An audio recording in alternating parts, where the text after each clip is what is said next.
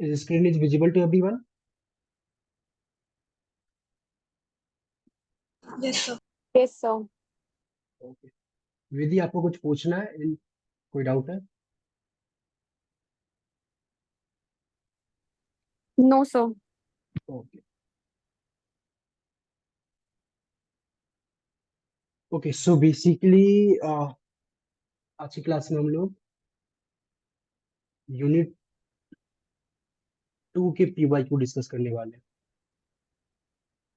इसके अंदर में PYQ as well as exam style question दोनों इंक्लूडेड है। ओके, सो अगर आप लोगों ने ट्राई किया होगा एंड क्वेश्चन पेपर देखा होगा तो यूनिट नंबर 2 से भी जो क्वेश्चन पूछे जा रहे हैं पिछले 5-6 साल में, और जो एग्जाम स्टाइल क्वेश्चंस आपने देखा होगा वो भी रिलेटिवली नॉर्मल है। ऐसा नहीं है, कोई भी ऐसा क्वेश्चन नहीं है जिसमें कि ज्यादा प्रॉब्लम आए बच्चों को। अगर आपको बेसिक कंसेप्ट क्लियर है, हर चीज क्लियर है, तो आराम से आप सेक्शन 2 के सारे क्वेश्चन भी क्या कर सकते हो, बेसिकली अटेम्प्ट कर सकते हो। मैं थोड़ा सा पैटर्न आपको बता दूं, यूनिट नंबर 2 जो है वो आपको सेक्शन 2 के अंदर में पूछा जाएगा,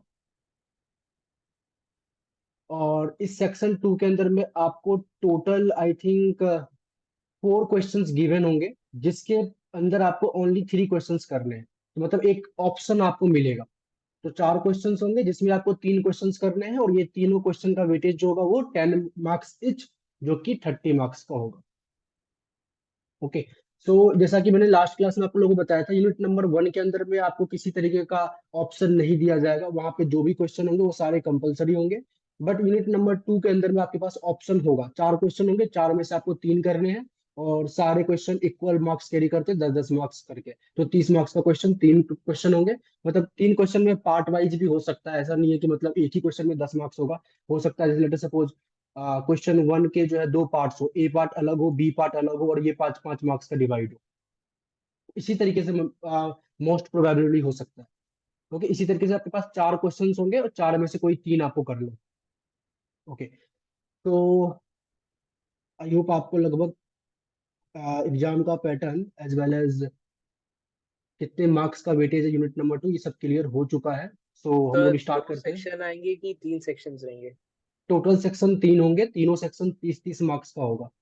सेक्शन 1 में और unit number unit 1। Wise divided रहेंगे तीनों सेक्शन, हाँ जैसे बिल्कुल। फर्स्ट हम्म, यूनिट से फर्स्ट हम्म। यूनिट में आएगा हाँ हाँ, ऐसे। लास्ट ईयर से, मतलब लास्ट ईयर का सिलेबस आपका चेंज हुआ है। लास्ट ईयर में इसी तरीके का पैटर्न था, यूनिट वाइज सेक्शन डिवाइडेड था।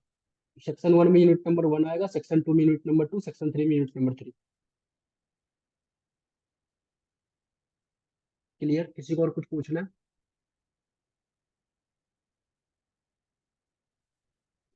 ओके, सो अगर आप लोगों को कोई डाउट नहीं है एग्जाम पैटर्न के पॉइंट ऑफ व्यू से या फिर वेटेज के पॉइंट ऑफ व्यू से, तो हम लोग अब जो है ये सेक्शन 2 वाला जो PDF मैंने शेयर किया हुआ था आप लोगों के साथ, उसके क्वेश्चन डिस्कस करते हैं। तो सबसे पहले मैं डिस्कस करने वाला हूँ क्वेश्चन नंबर 1। और डिस्कस करने से पहले आप लोग बताओ ये बन गया है या फिर डाउट सर हो गया। हो गया है? बाकी सारे किसी कोई ऐसा है जिसको डाउट है, नहीं हुआ है? Yes sir. अंकित रफली सॉल्व कर दीजिए। ओके, बाकी डाउट किसको है? किसने, किसी को डाउट है? नहीं? सर इसका अंकित सेकंड के पार्ट अलावा थोड़ा सा एक्सप्लेन कर दें। Second part. ओके, और कोई? बाकी जितने भी है, अनुश्री, असीमा, दीपा, जसलीन, ये सब से मैं एक्सपेक्ट कर रहा हूँ कि आप लोगों से हो गया question. Sir n tends to infinity वाला एक बार बता दो। हाँ, वो भी मैं बता दूंगा, मैं पूरा करवा दूंगा वैसे तो। बाकी मैं ये जानना चाहता हूँ कि आउट ऑफ 17 स्टूडेंट कितनों ने सॉल्व किया है और आप लोगों से हो गया, कि आइडिया मिल जाए कि आप लोग सच में मैंने जो पढ़ाया है उससे आप पेपर सॉल्व भी कर पा रहे हो नहीं कर पा रहे। तो कहने का मतलब है कि 2-3 बच्चों को छोड़कर बाकी सब ने सॉल्व कर लिया है। यस सर, सॉल्व तो किया था। ओके, तो बेसिकली यहाँ पे अगर आप देखोगे तो आपके पास जो है 2 एस्टिमेटर दे रखा है आपको सिग्मा स्क्वायर के पॉइंट ऑफ व्यू से, और आपको चेक करने के लिए बोला गया है कि दोनों एस्टिमेटर अनबायस्ड है या नहीं है। किसी भी एस्टिमेटर को अनबायस्ड प्रूफ करने के लिए हमें क्या करना पड़ता है, उसके एक्सपेक्टेशन को पॉपुलेशन पैरामीटर के बराबर प्रूफ करना होता है। ओके, तो बेसिकली जो हमारे पास वेरिएंस ऑफ एक्स आई है वो है sigma square. This is nothing but a population parameter. और हमारे पास 2 एस्टिमेटर है। सबसे पहला एस्टिमेटर ये है, लेट सपोज मैंने लिखा इसका नाम सिग्मा वन हैट स्क्वायर, ये फर्स्ट एस्टिमेटर है जो कि गिवन आपके पास समीशन ऑफ एक्स आई का स्क्वायर अपॉन में एन। बोला आपको प्रूफ करो कि ये अनबायस्ड है या नहीं है। तो अनबायस्ड होने के लिए क्या होता है, एक्सपेक्टेशन ऑफ पैरामीटर, मतलब जो भी सैंपल पैरामीटर अगर ये इक्वल आ जाए पॉपुलेशन के तो बोलेंगे अनबायस्ड, अदरवाइज नहीं। तो जब मैंने बोथ साइड एक्सपेक्टेशन लगाया तो समेशन ऑफ यहाँ पे भी expectation of x square upon में एन। अब ध्यान से देखो, तो summation of expectation of x square को क्या लिख सकते हैं, इसको हम लोग लिख सकते हैं वेरिएंस ऑफ एक्स प्लस में एक्सपेक्टेशन ऑफ एक्स का होल स्क्वायर। एग्री करते हो सभी? Yes, sir. Yes, sir. अब ध्यान से देखिए, समेशन वेरिएंस ऑफ एक्स हमारे पास गिवन है विच is nothing but sigma square, plus में एक्सपेक्टेशन ऑफ एक्स जो है यहाँ पे हमारे पास वो भी गिवन है जो कि है 0। आप क्वेश्चन पढ़ लेना, आपको बता रखा है क्वेश्चन में नॉर्मल डिस्ट्रीब्यूशन विथ मीन 0। तो मैं अगर ऊपर लिख दूं इन्फॉर्मेशन में तो मैं लिख देता हूँ मीन मतलब mu which is nothing but expectation of x जो कि 0 गिवन है। तो ये आपके पास 0 है, ऑल डिवाइडेड बाय एन।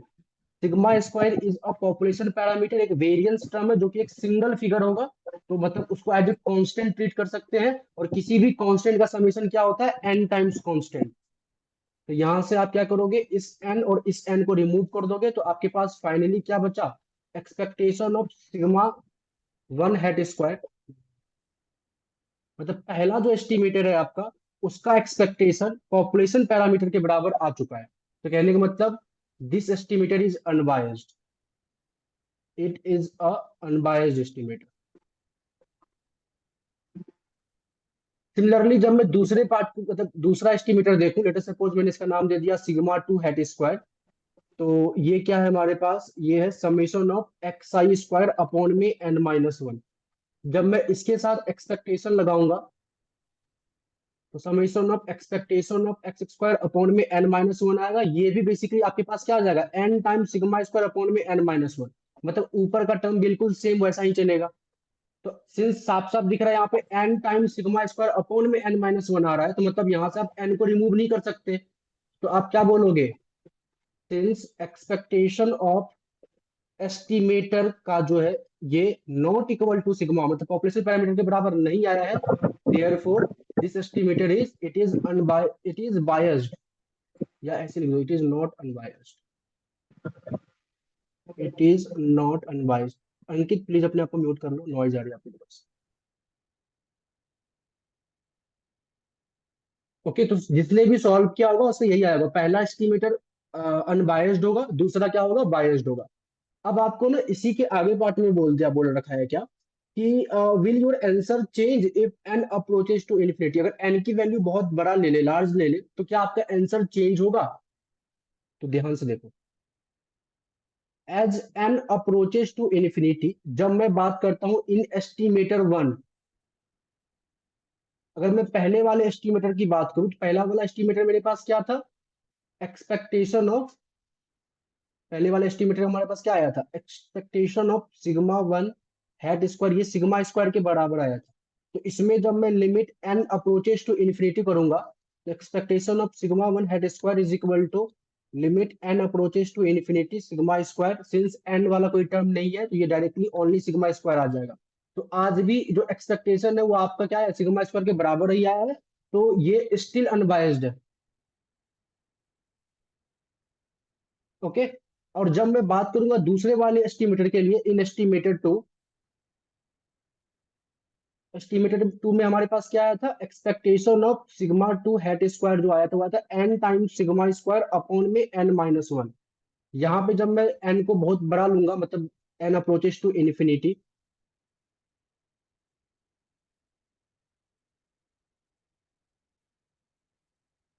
तो ये आपके पास limit n approaches to infinity n sigma square upon में एन माइनस वन। आप इसको थोड़ा सॉल्व कर सकते हो, limit n approaches to infinity n sigma square, नीचे से एन कॉमन लोगे तो यहाँ से वन, वन अपॉन में एन, ये वाला एन और ये वाला एन रिमूव हो जाएगा। अब जब आप एन को एन के प्लेस पे इन्फिनिटी पुट करोगे तो ये वाला टर्म जो है वन बाय इन्फिनिटी जीरो आ जाएगा, तो बेसिकली वैल्यू आपके पास सिग्मा स्क्वायर ओनली आएगा। तो जब हम लोग एन की वैल्यू लार्ज लेंगे तो it will also become unbiased estimator when n is very large, which is n approaches to infinity. तो अगर n की वैल्यू इन्फिनिटी को अप्रोच करेगा या बहुत बड़ा होगा तो उस टाइम पे सेकंड एस्टिमेटर भी आपका अनबायस्ड हो जाएगा। किसी को डाउट है पहले क्वेश्चन में? एनीवन?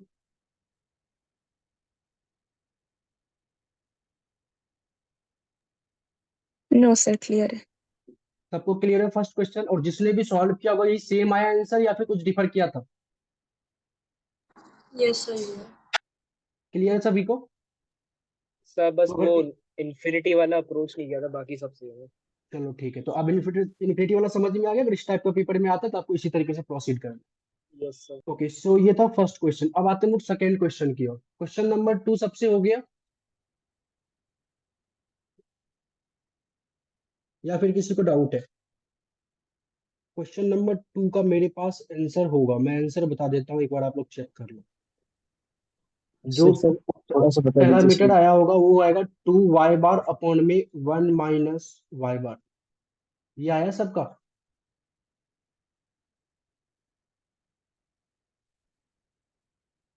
ये आंसर आया सबका क्वेश्चन नंबर 2 के अंदर?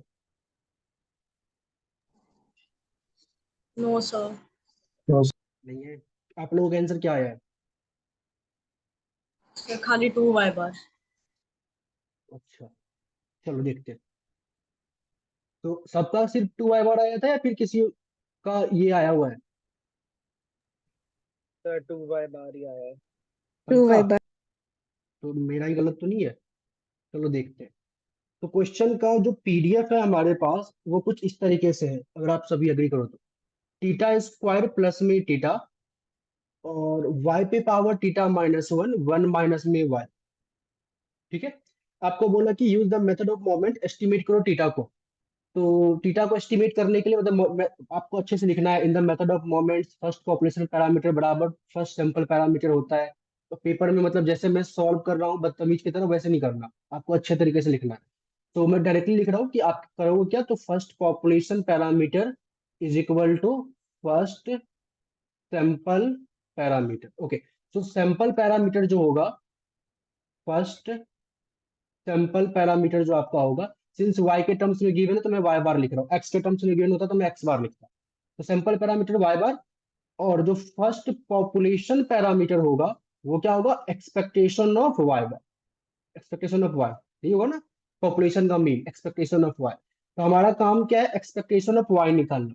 और जब आप देखोगे तो क्वेश्चन में आपको बता रखा है जो y है वो 0 से बड़ा और लेस देन 1 है। तो इस तरीके से आपको इसकी lower limit and upper limit दे रखी है। तो एक्सपेक्टेशन कैसे निकलेगा, सिंस 0 और 1 के बीच में मतलब ये कॉन्टिन्यूस रैंडम वेरिएबल दिख रहा होगा आपको, तो इंटीग्रेशन लोअर लिमिट से अपर लिमिट 0 से लेके 1 y इंटू में पीडीएफ इंटू में dy, यही करते थे। तो 0 से लेके 1 y इंटू में जो पीडीएफ है आपका, क्या है पीडीएफ, तो टीटा स्क्वायर प्लस में टीटा है, और क्या था, y पे पावर टीटा माइनस वन है, और 1 माइनस वाई इंटू में dy। ओके, तो अगर आप सभी एग्री करो, टीटा स्क्वायर प्लस में टीटा को हम लोग बाहर ले सकते हैं। टीटा स्क्वायर प्लस में टीटा को मैंने बाहर ले लिया। इंटीग्रेशन ऑफ 0 से लेके 1 y के साथ इसको जब मैं मल्टीप्लाई कर दूंगा तो ये आ जाएगा y पे पावर टीटा, और यहां से आपके पास आ सर जाएगा माइनस में y पे power theta mine plus 1 dy। Clear है ये स्टेप? इसके बाद मैं ये लिख रहा हूँ, ये क्लियर है सभी को? आप जब यस सॉल्व सर। करोगे ना इस y को इससे मल्टीप्लाई करके फिर यहाँ पे जब लाओगे तो आपके पास यही मिलेगा, आप चेक कर लेना। चलो, तो टीटा स्क्वायर प्लस में टीटा, और जब मैं इसकी इंटीग्रेशन करूंगा तो y टीटा को हो जाएगा y power theta plus one upon में theta plus one, minus y power इसका हो जाएगा टीटा प्लस टू अपॉन में theta plus two, upper limit 1 lower limit 0। जब मैं 0 पुट करूंगा तो सब 0 ही हो जाएगा, तो ओनली अपर लिमिट पुट करने पे मेरे को काम मतलब अपर लिमिट करने की जरूरत है, क्योंकि जब 0 पुट करेंगे तो 0 बाय समथिंग 0 ही हो जाएगा। तो जब मैं 1 पुट करूंगा तो यहाँ से हमारे पास क्या आ रहा है, 1 पे पावर समथिंग 1, ये 1 टीटा 1 अपॉन टीटा प्लस 1, यहाँ से क्या आएगा 1 अपॉन में टीटा प्लस 2, ओनली ये आएगा। और जब जीरो पुट करोगे तो सब कुछ जीरो हो जाएगा। तो टीटा स्क्वायर प्लस में टीटा, और इसको जब हम लोग एलसीएम लेंगे तो ये आ जाएगा यहाँ से टीटा प्लस वन अपॉन में टीटा प्लस टू, और ऊपर जब आप जाओगे टीटा प्लस टू माइनस में टीटा, ये ओनली वन बचेगा। क्लियर? ओके, सो बेसिकली मैं ना ऊपर वाले को इसमें इसमें से टीटा को कॉमन ले रहा हूँ। जब मैं टीटा कॉमन लूंगा तो अंदर क्या बचेगा, टीटा प्लस वन, नीचे क्या है, theta plus one theta plus two. तो यहाँ से ये टीटा प्लस वन कट जाएगा, ओनली बचेगा टीटा अपॉन में टीटा प्लस टू। तो according to method of moment आपको क्या होना चाहिए, basically first population parameter which is expectation of y, ये इक्वल होना चाहिए first sample parameter which is nothing but y bar. Expectation of y आया टीटा अपॉन में टीटा प्लस टू, ये आया आपके पास वाई बार। जब इसको आप सॉल्व करोगे तो theta is equal to theta times of y bar plus में two y bar. Theta y bar को इस तरफ लेके आओगे तो theta minus theta y bar is equal to two times of y bar. अब यहाँ से जब टीटा को कॉमन लोगे तो वन माइनस में y bar is equal to two y bar, और उसके बाद ओनली जब आपके पास टीटा बचेगा विच is nothing but two y bar upon में वन माइनस वाई बार। अब बताओ आप लोगों ने कहाँ मिस्टेक किया है, या फिर मैंने कहीं मिस्टेक कर दिया न्यूमेरिकल सॉल्व करते टाइम?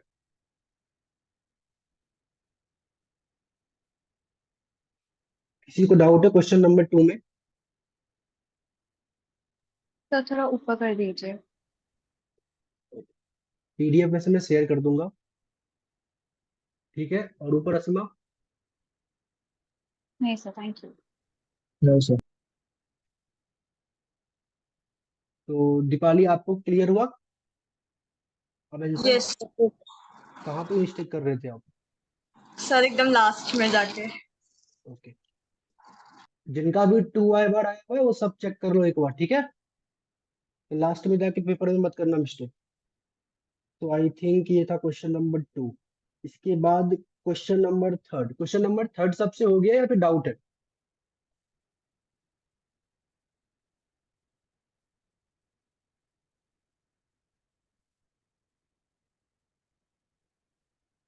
क्वेश्चन नंबर थर्ड अभी से हो गया। सर एक बार आंसर इसका कंफर्म करा दीजिए। एक बार मैं चेक करता हूँ, ये भी अगर 2019 का पेपर होगा तो मेरे पास आंसर होना चाहिए।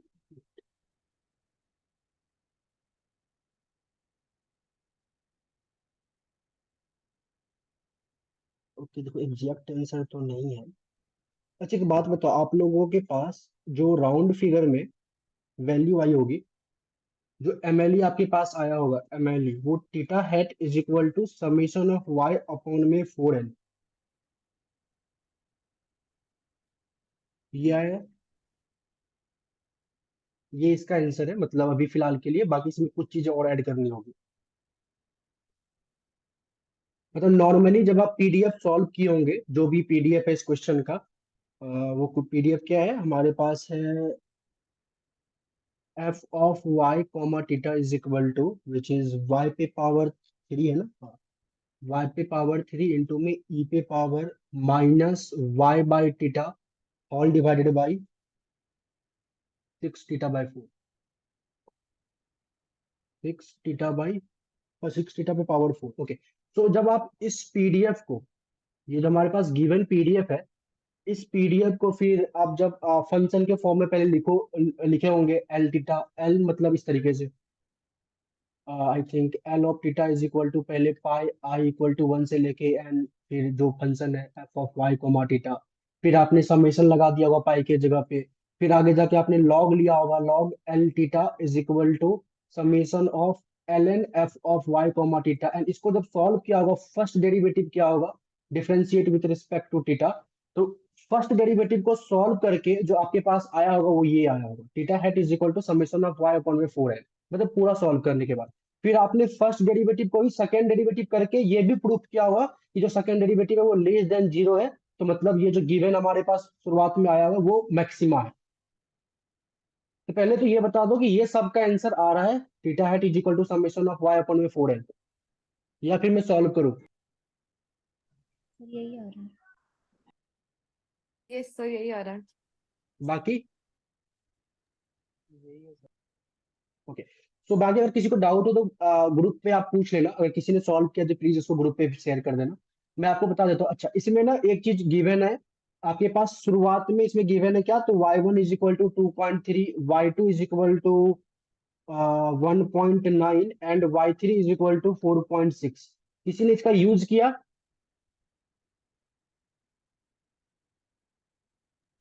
No sir. ओके, इसका यूज देखो क्या मैं कहाँ पे होना है, जब आप लास्ट में लिखोगे कि जो आपका पैरामीटर थीटा हैट है वो समेशन ऑफ y अपॉन में 4n है। तो जब हमारे पास y के बारे में कोई इन्फॉर्मेशन गिवन नहीं होता तब तो हम लोग थीटा हैट को इसी फॉर्म में छोड़ देते हैं।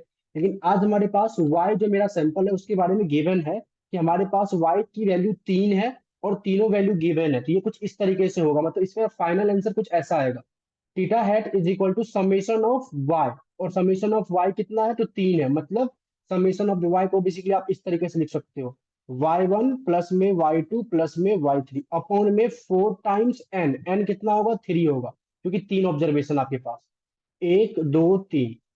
Okay, so basically theta hat is equal to, आज जो है वो बेसिकली मैं यहाँ से देखता हूँ, 2.3 था y1, 1.9 था, 4.6 था, अपॉन में 4 डिवाइड बाई 3।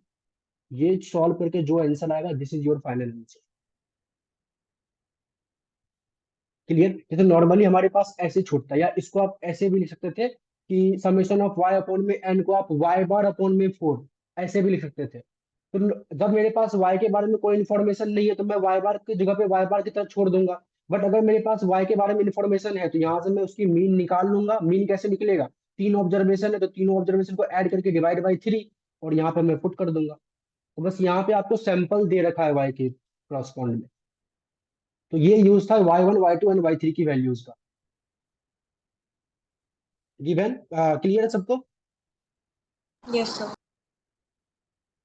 ओके, सो और किसी कोई डाउट, एनीवन क्वेश्चन नंबर 3 में?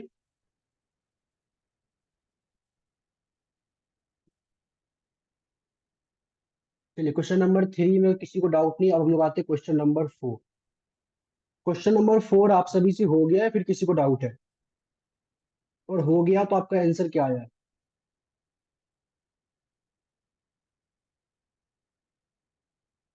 एन की अप्रोक्सीमेट वैल्यू क्या आई है, जिसने भी सॉल्व किया है?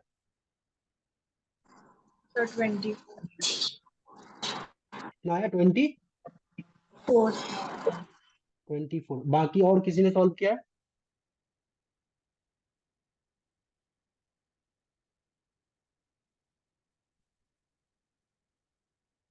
अच्छा, एन की वैल्यू 24 जो आया, ये आप कैसे निकाल रहे हो? वैसे तो क्वेश्चन में क्या सब गिवन है, क्वेश्चन में इफ यू ऑल एग्री आपके पास सिग्मा गिवन है 0.32, आपके पास 1 माइनस अल्फा गिवन है 95%, आपके पास तो यहाँ से अल्फा बाई 2 जो आ जाएगा वो आ जाएगा 2.5%।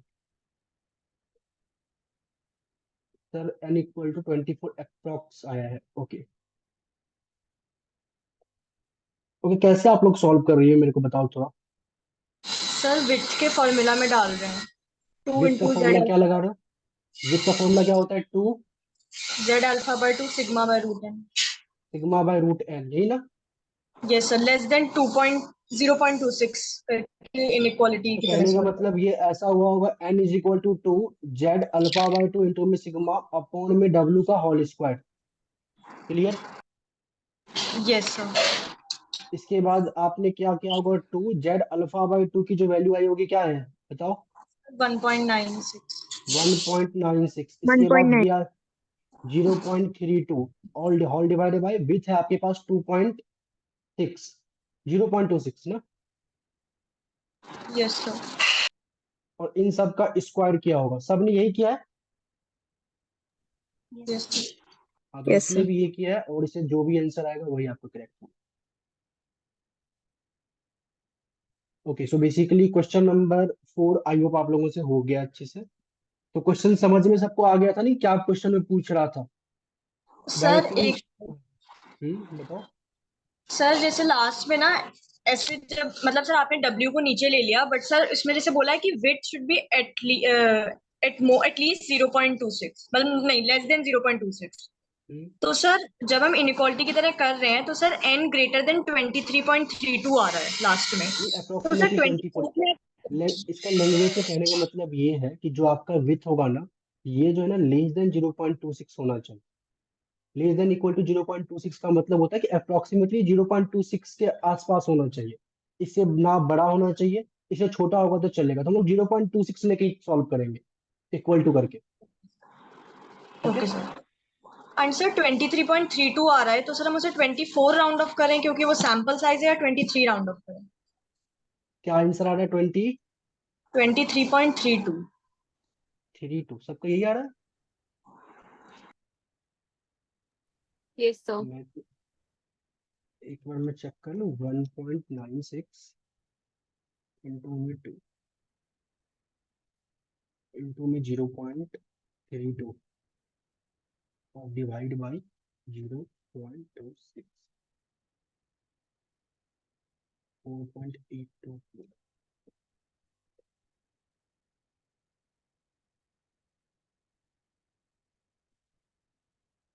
इसको आप 23 के आसपास लिखोगे। Okay sir. ठीक है, 24 नहीं 23। अगर ये 23.5 से आगे आता तब आप राउंड फिगर 24 इसको लिखते। ओके, सो ये क्वेश्चन नंबर 4 आई होप आप लोगों को समझ में। अच्छा, क्वेश्चन का लैंग्वेज सबको समझ में आ रहा है ना, क्योंकि पेपर में इस टाइप के क्वेश्चंस आएंगे और लैंग्वेज को पढ़ना बहुत इंपॉर्टेंट है।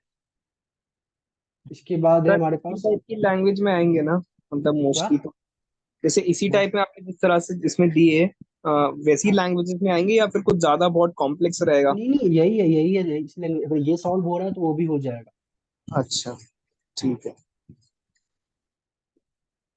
ये अगर एक बारी में जैसे मैं भी सॉल्व करवा रहा हूँ, फिर आप देख रहे हो, फिर समझ रहे हो, तब तो आप नहीं सॉल्व कर पाओगे पेपर के पास। इसलिए मैं 4 दिन 5 दिन पहले पीडीएफ शेयर कर रहा हूँ कि पहले फर्स्ट बारी आप देखो, क्वेश्चन को खुद सॉल्व करो, तब जाके ये देखो। क्योंकि अभी तो मैं क्वेश्चन को जैसे इंटरप्रेट करूंगा वैसे आप समझ लोगे फटाक से, हाँ ये था, simple. But at the time exam में जब पहली बार आप खुद देख रहे हो पेपर में क्वेश्चन, उस टाइम पे समझना वो इंपॉर्टेंट होता है। चलो, ये क्वेश्चन नंबर 4 है। इसके बाद क्वेश्चन नंबर 5। क्वेश्चन नंबर 5 हो गया सबसे। Yes sir. दोनों ही में जेड आपने यूज किया होगा, जेड का table. Yes sir. Okay, so question number 5 में अगर आप लोगों ने सॉल्व कर लिया तो बताओगे कि पहले पार्ट में और दूसरे पार्ट में क्या है अल्फा की वैल्यू। सर अल्फा 2% आया पहले वाले में। अप्रोक्सीमेटली 2% और दूसरे में 1%। 1। बिल्कुल correct answer. Yes sir.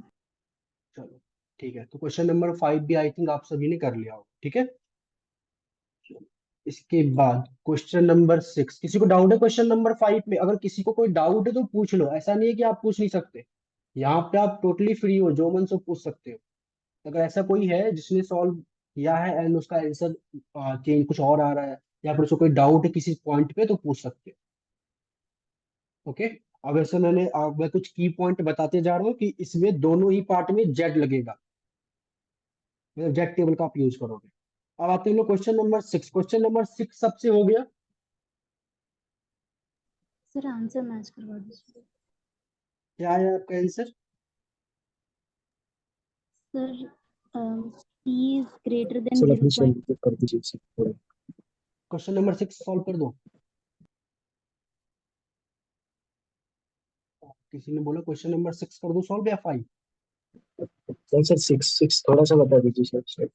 Okay, 6 में ना देखो, आपके पास एक प्रोपोर्शन दे रखा है जो कि है 136 आउट ऑफ 400। यहाँ तक समझ में आ रहा है, जिसकी वैल्यू होगी 0.34 के आसपास।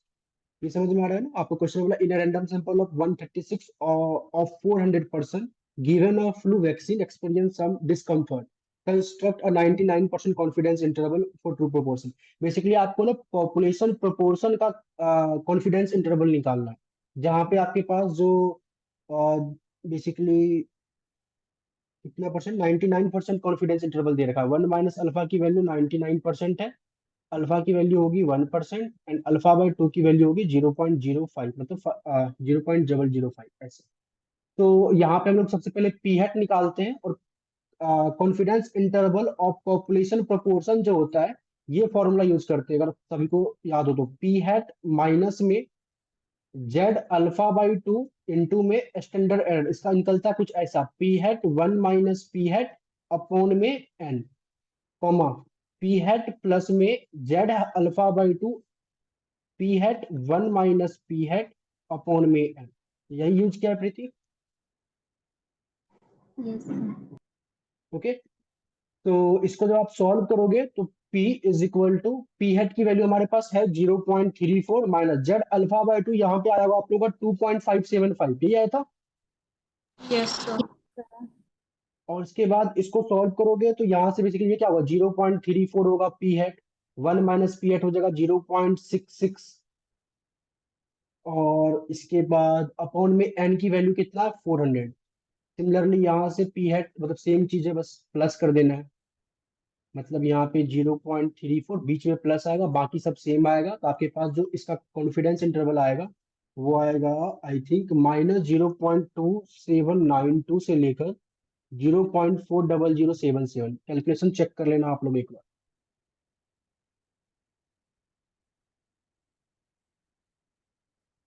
क्लियर है सबको? सर ये प्रोपोर्शन वाला से यूनिट 2 के साथ ही है, 3 के साथ कराया है? यूनिट नंबर 2 में ही आई थिंक मैंने कराया है इसको, बट चेक कर लेना एक बार, मुझे अच्छे से याद नहीं है।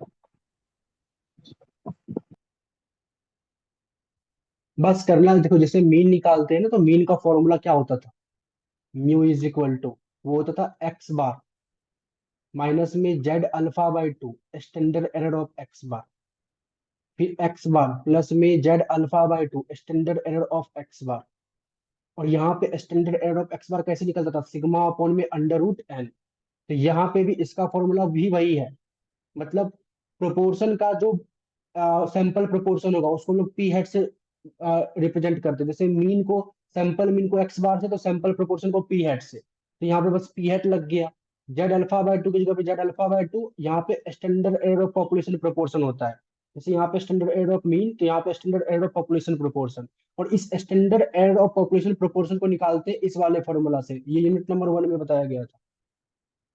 तो तो बस ये है ना सर मेन फॉर्मूला जो कॉन्फिडेंस कंसेप्ट इंटरवल? सेम है, बाकी फॉर्मूला बस ये लगेगा। हाँ, ओके सर।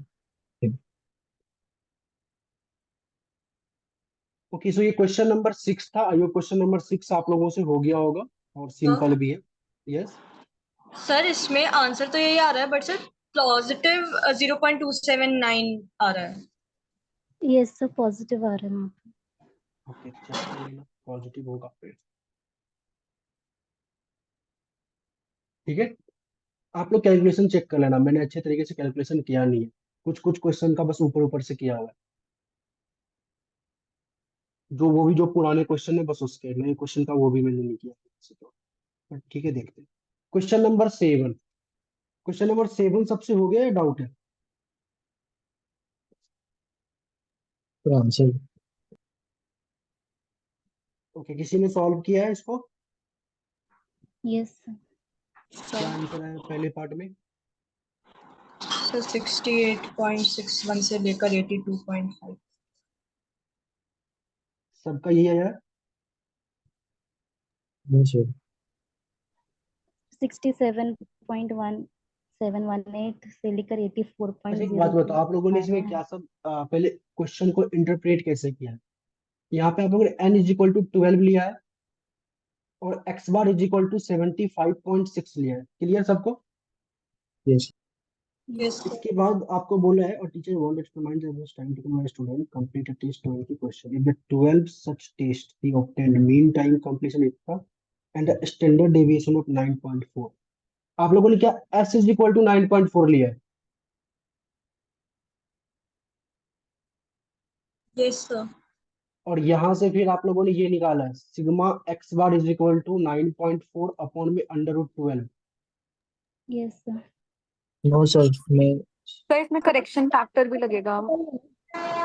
चलिए sir correction factor.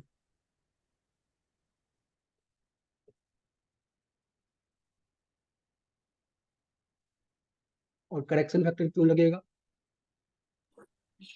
So because sample is greater than 5% of population. ठीक है, With the हाँ बिल्कुल सही।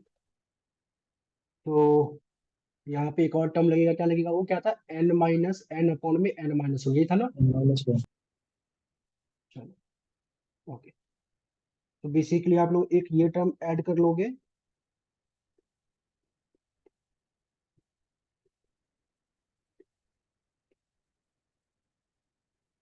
सर बट इसमें पॉपुलेशन क्या है?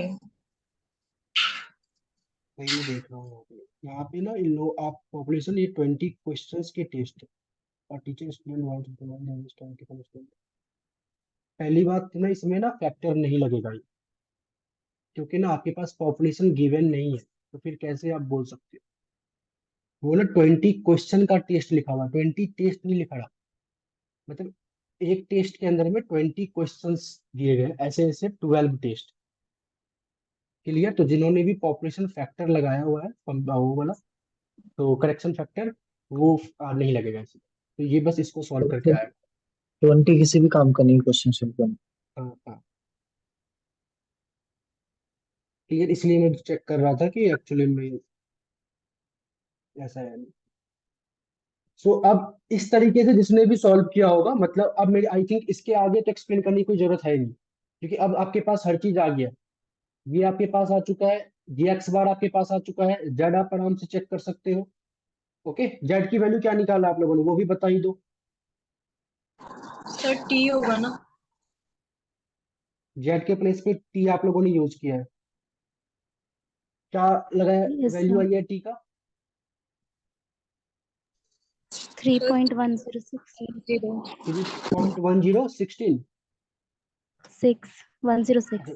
अच्छा, अच्छा 106, सबका यही आया है। Yes sir.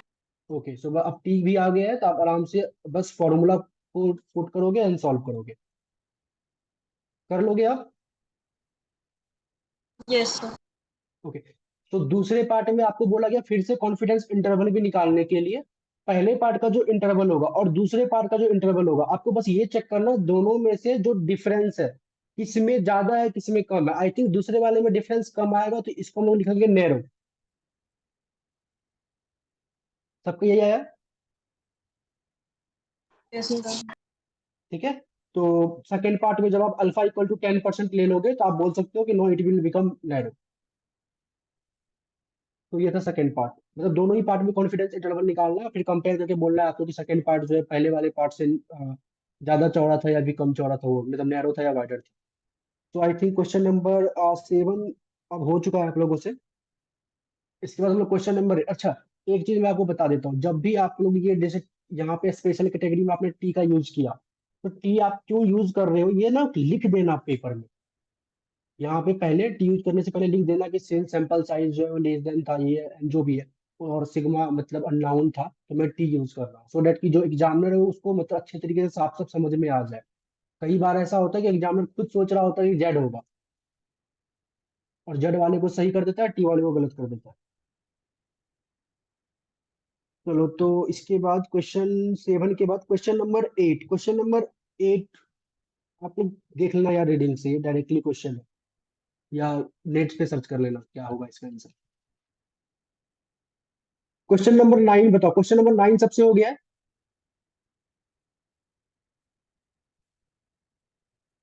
आई थिंक अब तो यस क्वेश्चन सर। मतलब कर लोगे ना, 9 एमएलयू और निकालने तो सबको आता होगा। आई थिंक क्वेश्चन नंबर 9 मैंने बुकलेट में दिया यस हुआ सर, था यस कुछ। सर। तो क्वेश्चन नंबर 9 तो हो सर जाएगा ना सबसे, मतलब एक्स फॉलो यूनिफॉर्म बस डिस्ट्रीब्यूटेड पैरामीटर जीरो से लेके थीटा। इसे सॉल्व भी करा हुआ है सर ने। हाँ, तो ये आप लोग कर लोगे खुद से। क्वेश्चन नंबर 10 की बात कर रहा हूँ मैं, क्वेश्चन नंबर 10 हो गया आप लोगों से, जिसमें एमएलई निकालना है।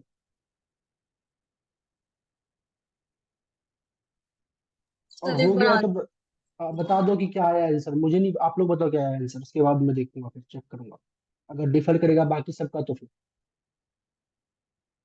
टीटा क्या निकला आपका, आप लोगों का टीटा है।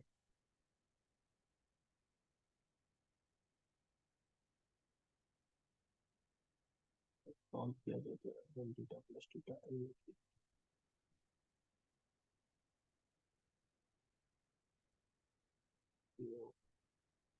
कहीं ये ऐसा तो नहीं, क्या कुछ ऐसा है आप लोगों का एन अपॉन में।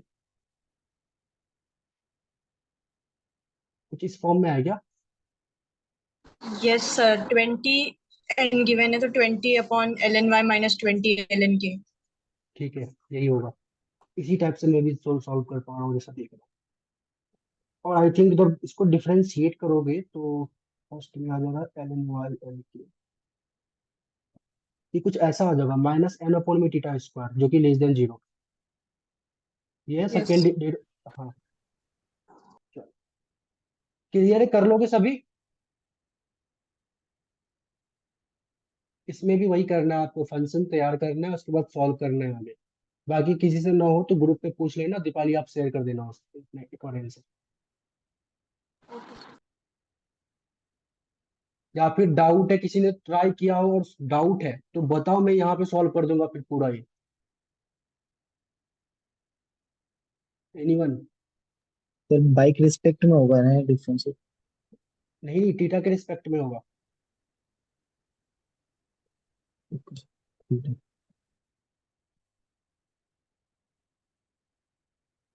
और किसी को कुछ पूछना है? एनीवन?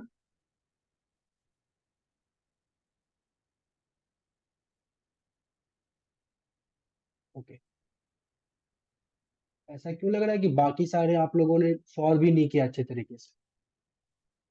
नहीं करोगे सॉल्व तो फिर अच्छा नहीं होगा फिर पेपर के पॉइंट ऑफ व्यू से। चलो इसके बाद क्वेश्चन नंबर 11। क्वेश्चन नंबर 11 हो गया होगा सबसे? और सर एक डाउट था।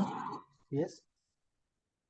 सर जब हम समेशन ओपन करते हैं ना, तो सर जैसे सर फॉर एग्जांपल जब मैंने सॉल्व किया तो ln theta plus theta ln के करके टर्म्स आ रहे हैं, तो सर मुझे ये डाउट होता है कि सर कौन से टर्म पे n लगेगा और कौन से पे नहीं लगेगा।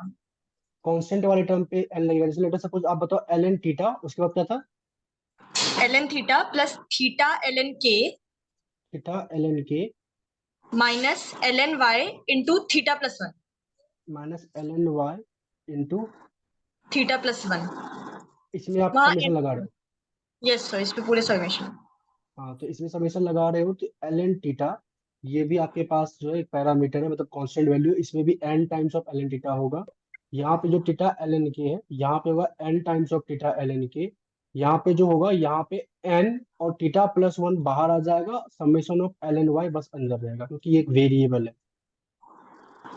बाकी तो सब पे सर कुछ इस तरीके से। जो हमारा xi और y होता है उसको छोड़ के सर बाकी सब पे टर्म्स पे लगेगा। वेरिएबल पे लगेगा, वेरिएबल के अलावा कोई भी टर्म उस पे नहीं लगेगा, उस पे एन लग जाएगा। तो आपके क्वेश्चन में ओके सर। मेंशन होना चाहिए कि आपका वेरिएबल कौन है। तो जैसे हमारे इस क्वेश्चन में वाई मेरा वेरिएबल था, तो वेरिएबल पे समेशन साथ में लगा रहेगा। बाकी सारी चीजें जो है वो कांस्टेंट है, तो वो बाहर आ जाएगा एन के साथ, n times constant. Okay sir.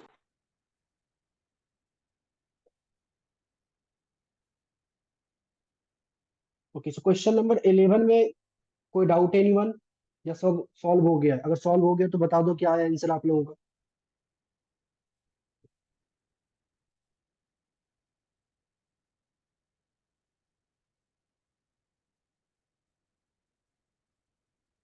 I think confidence level ही निकालना है ना यहाँ पे भी। Yes sir. सर 97% आया था पहले का। सबका है 97%? आई थिंक आपको चेक क्या करना है। अगर मैं माइनस के पॉइंट ऑफ व्यू से देखूं तो z alpha by two is equal to -2.81, तो मतलब जेड के टेबल, मतलब नेगेटिव टेबल में जाके देखना -0.21 के क्रॉसपॉन्ड में मतलब कौन सा एरिया है। ओके, एंड पॉजिटिव वाले के क्रॉसपॉन्ड में भी जाके देख सकते हो।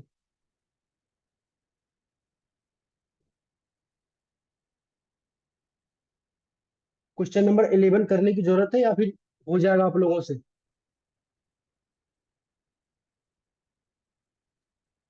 सर 97 नहीं आ रहा, एक बार बता दीजिए। चलो ठीक है, मैं बता देता हूँ आपको। आपके पास पहले पार्ट में क्या है, एक्स, यहाँ पे एक्स बार होगा प्लस में और 2.81 और सिग्मा अपॉन में अंडर रूट n। तो बेसिकली अगर आप देखोगे तो बेसिकली 2.81 के क्रॉसपॉन्ड में आपको एरिया देखना है। जेड की वैल्यू है 2.81। तो किसी के पास जेड टेबल है? सर 0.0025 है। सर 0. देखो 1975। मैं ऐसे चेक करना है, ऐसे अगर आप यहाँ पे जेड की वैल्यू 2.81 देख रहे हो और यहाँ -2.81 देख रहे हो, कुछ ऐसा चेक करना है। ठीक है, तो 2.81 के पीछे का सम टोटल दे रखा होगा जेड के टेबल में, और -2.81 देख रहे हो तो क्या देख रहे हो? 0025। 0.0025, 0.0025 मतलब आप तब -2.81 के करस्पॉन्ड में देख रहे हो। क्लियर? सही। तो -2.81 के करस्पॉन्ड में देख रहे हो, तो इसका मतलब क्या है कि -2.81 के पीछे का एरिया कितना होगा? 2.5%। यस और सर। आगे का एरिया कितना होगा? 2.5%। तो अल्फा मेरे पास कितना आ जाएगा? 5%, और 1 माइनस अल्फा आ जाएगा 95%। सर 2.5% नहीं है ना सर, 0.25% है। 0.25? ऐसा थोड़ी होगा, 0.0025 होगा, चेक करो अच्छे से। सर 0.0025 तो मेरा एरिया है, तो सर जब मैं इसे परसेंटेज में लिखूंगी तो तो 0.25% हुआ ना। 0.0025 है ना? तो यस इसको जब सर। आप परसेंटेज में लिखोगे तो क्या लिखाएगा? I think 1 second. 0.25। नहीं, 0.25 नहीं लिखाएगा यार, हाँ 0.25, हाँ ठीक है। और सर अल्फा 0.5 आएगा, तो सर 99.5 आ रहा है मेरा आंसर। हम्म। सबने ये चेक, यही है ना ये 0.0025? चेक यस सर, करो सब, यही है यही ना? आ रहा है आंसर। यही आंसर है। भी यही आया हाँ 99.5%। हाँ, फिर ठीक है, तो ये हो यस गया सर। अल्फा आपके पास हो गया 0.5%, और 1 माइनस अल्फा 99.5%, सॉरी। ओके।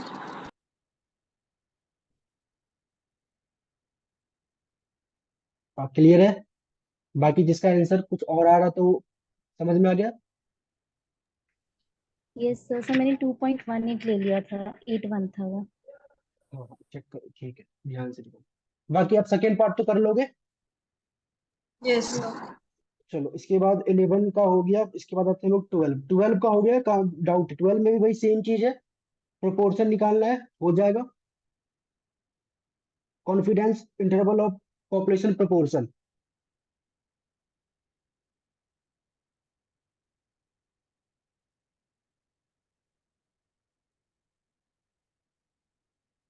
कर लोगे कल 12 में? मतलब 12 में सेम वही फॉर्मूला यूज करना है। P is equal to p head पहले निकाल लोगे, माइनस में जेड अल्फा बाई टू, और जो भी है अंडर रूट करके जो हमारे पास आता है, P head 1 minus P head upon में बेसिकली एन। मैं यहीं पे लिख देता हूँ प्लस माइनस। तो क्वेश्चन नंबर 12 आई थिंक आप लोगों से दोनों ही टर्म्स में आपको कॉन्फिडेंस इंटरवल निकालना है। इसके बाद हम लोग क्वेश्चन नंबर 13 की ओर बढ़ रहे हैं। क्वेश्चन नंबर 13 हो गया या फिर डाउट है? सर हो गया। अगर सर हो हो गया गया। तो क्या क्या आंसर आया आप लोगों का? मतलब उसी तरीके से क्या होगा, विथ वाला फॉर्मूला लगा के? Yes sir 35 approximate. हाँ चलो ठीक है। Question number 14। क्वेश्चन नंबर 14 में, क्वेश्चन नंबर 14 हो गया है, मतलब ये तो क्लास में कराया हुआ है। सो क्वेश्चन नंबर 13 का सेकंड पार्ट में कैसे करना है? 13 का second part, the calculate confidence interval implies that true population mean lie in with the probability of 95% in the statement correct। एक सेकंड।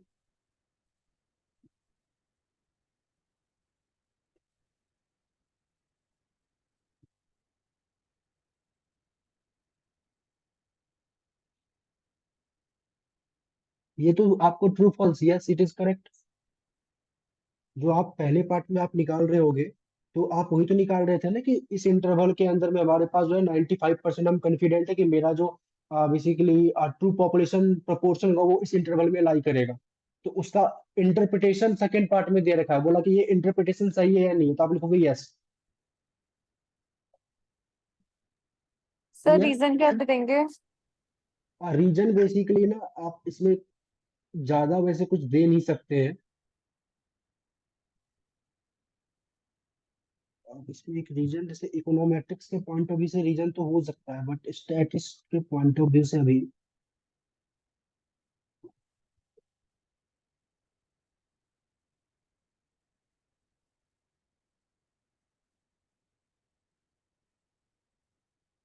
मैंने एक बार रीडिंग्स में एक बार चेक करूंगा, सो डेट कि मैं ना आपके सिलेबस के अकॉर्डिंग रीजन बता सकूं।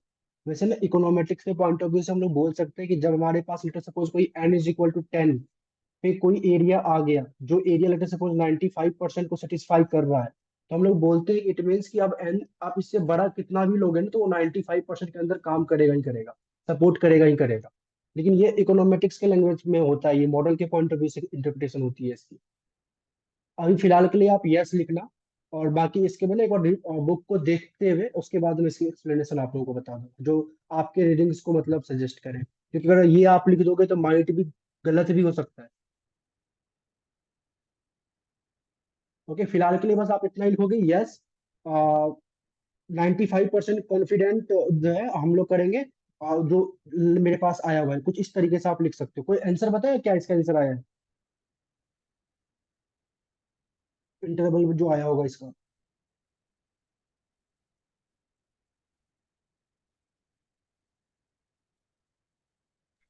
सर 0.6073 से लेकर के 0.7449 0.6 073 073 से लेकर 0. 0.7449। चलो जो भी 0.7 मतलब अप्रोक्सीमेटली है, आपने यहाँ पे लिख देना कुछ इस तरीके से। तो with 95% confidence we estimate that the true average proportion,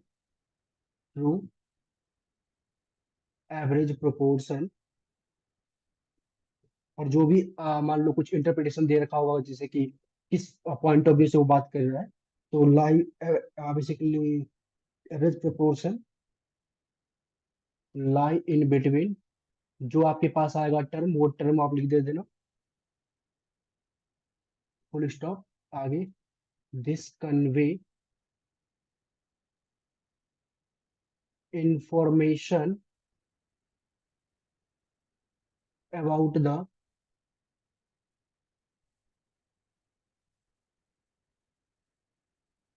precision and reliability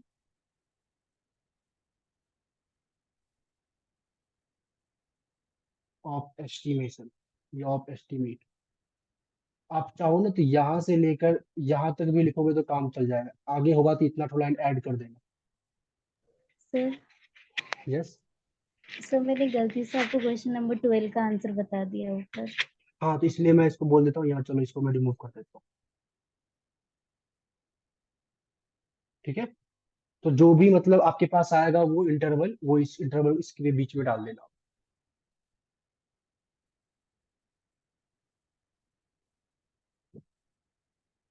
आगे बढ़े। Yes sir. तो इसके बाद हम लोग बात करते हैं क्वेश्चन नंबर 14। तो ये क्लास में कराया गया है, आई होप कर लोगे। एमएससी में जो हम लोगों ने एक प्रूफ किया था वेरिएंस प्लस में बायस square, yes clear.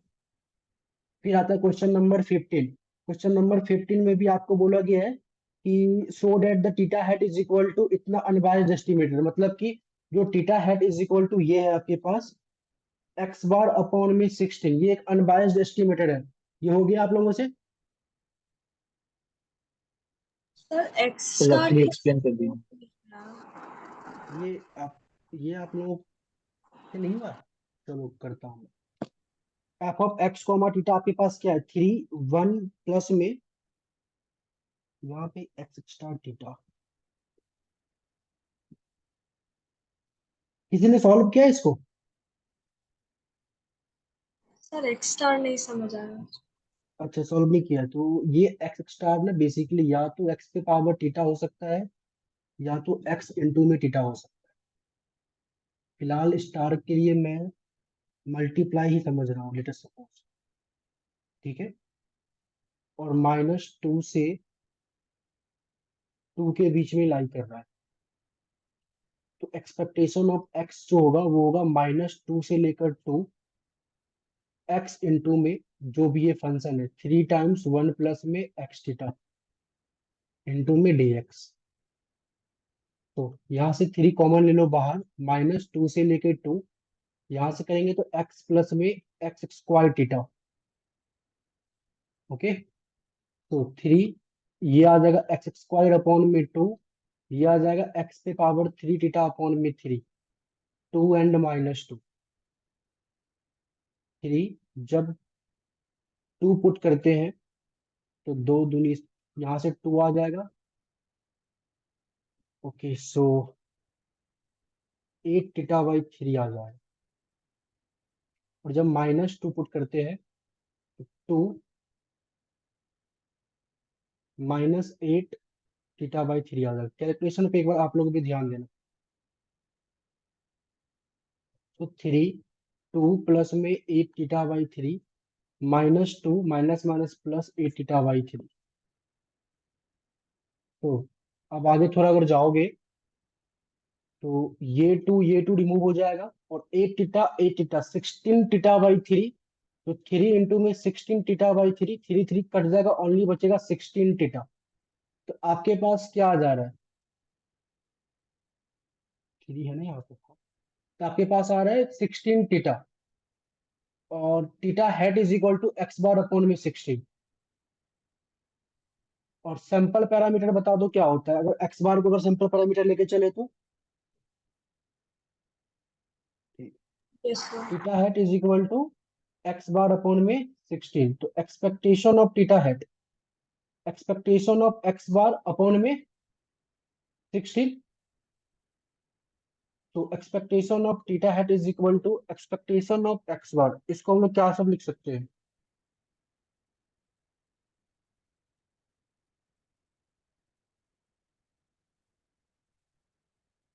hence it is unbiased। Clear. देखो एक्सपेक्टेशन ऑफ थीटा हेड किसके बराबर होता है, एक्सपेक्ट ऐसे ऐसे बताओ, एक्सपेक्टेशन ऑफ एक्स बार ये मीन के म्यू के बराबर होता है, यस सर। और म्यू को हम लोग एक्सपेक्टेशन ऑफ एक्स लिखते हैं। Yes sir. Similarly expectation of theta head ये बेसिकली मान लेते हैं नॉर्मली ये भी मीन के बराबर होगा, यस सर। और उसको हम लोग क्या लिखेंगे, एक्सपेक्टेशन ऑफ जो भी ऊपर हम लोग निकाल रहे हैं। तो बेसिकली हम लोग इसके जगह पे ये जो निकाला ये सॉल्व किया, और जब इसको पुट किया तो हम साफ साफ दिख रहा है एक्सपेक्टेशन ऑफ थीटा जो थीटा के बराबर आ गया, it means it is unbiased estimate. Clear. Yes sir. किसी को डाउट है यहाँ तक। आई थिंक इस टाइप का क्वेश्चन मैंने करवाया है क्लास के अंदर में। एक क्वेश्चन ऐसा था जो कि करवाया हुआ था, जो कि हमारे पास theta is equal to 3 something करके कुछ गिवन था, अंदर हमारे पास एक पीडीएफ गिवन था, तो पीडीएफ से एक्सपेक्टेशन पहले निकाला, फिर इस तरफ पुट किया हुआ था। क्लास में एक क्वेश्चन ऐसा करवाया मुझे याद है। तो ये था इसका पहला पार्ट। दूसरा पार्ट हो जाएगा पॉइंट एस्टिमेटर निकालना। सिंपली पॉइंट एस्टिमेटर तीनों को ऐड करके डिवाइड बाई 3, वही होगा पॉइंट एस्टिमेटर आपका। -1 +1 प्लस में 2 डिवाइड बाई 3 जो भी आएगा, दिस इज नथिंग मतलब पॉइंट एस्टिमेटर। याद करो, एस्टिमेशन में दो एस्टिमेशन हम लोगों ने पढ़ा था, एक पॉइंट एस्टिमेशन, एक इंटरवल एस्टिमेशन। पॉइंट एस्टिमेशन क्या कहता है कि आप एक्स बार को ही पॉपुलेशन पैरामीटर के बराबर बराबर बता दो, ये होता था पॉइंट एस्टिमेटर। और एक्स बार कैसे निकलता है, तो मतलब समेशन, जो भी सैंपल उसको मतलब उसका एडिशन करके divide by number of observation. तो बस आपको इतना ही करना है सेकंड पार्ट में। क्लियर है एनीवन, किसी को डाउट। No sir. आगे बढ़े। Yes sir. ओके, बाकी सारे आप सभी, किसी को डाउट है anyone. No sir. No sir. अगर आप लोगों को किसी को डाउट नहीं है तो इसके बाद क्वेश्चन नंबर 16, क्वेश्चन नंबर 16 हो गया सबसे। सर आई डाउट है। थिंक क्वेश्चन नंबर 16 में पहले पार्ट में आप लोगों ने जेड लगाया होगा, दूसरे पार्ट में टी लगाया होगा।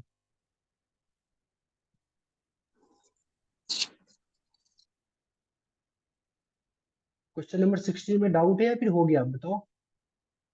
सर हो गया। सर हाँ, यस, किसी को अच्छा, डाउट है नहीं ना। Yes sir. क्या डाउट है बताओ। तो दोनों साइड अलग अलग कैसे करना है इसको? नहीं, इसको कुछ नहीं करना है। मतलब यहाँ से आपके पास जो है ना, ये जो दे रखा है आपके पास एक्स बार माइनस में 1.4 सिग्मा अपॉन में अंडर रूट 49 कॉमा, हाँ कॉमा एक्स बार प्लस में 2.05 सिग्मा अपॉन में अंडर रूट 49 ये दे रखा है ना। तो अगर आप सभी एग्री करो, यहाँ से एक जेड की वैल्यू आएगी और यहाँ से एक जेड की वैल्यू आएगी, निकाल सकते हैं इसके क्रॉसपोंड में जेड की वैल्यू। वैसे वो तो नहीं। ओके, अच्छा एक चीज इसमें और करना है ना, कॉन्फिडेंस लेवल।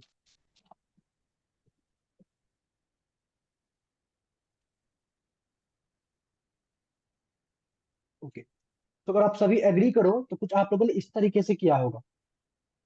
हमारे पास एक जेड की वैल्यू ये आया होगा, जो कि होगा -1.4 इसके पीछे का एरिया, और एक जेड की वैल्यू यहाँ पे आया होगा जो कि है 2.05 इस, और इसके आगे के एरिया। तो टोटल में से आप इन दोनों एरिया को माइनस कर देते होगे तो आपके पास 1 माइनस अल्फा आ जाएगा।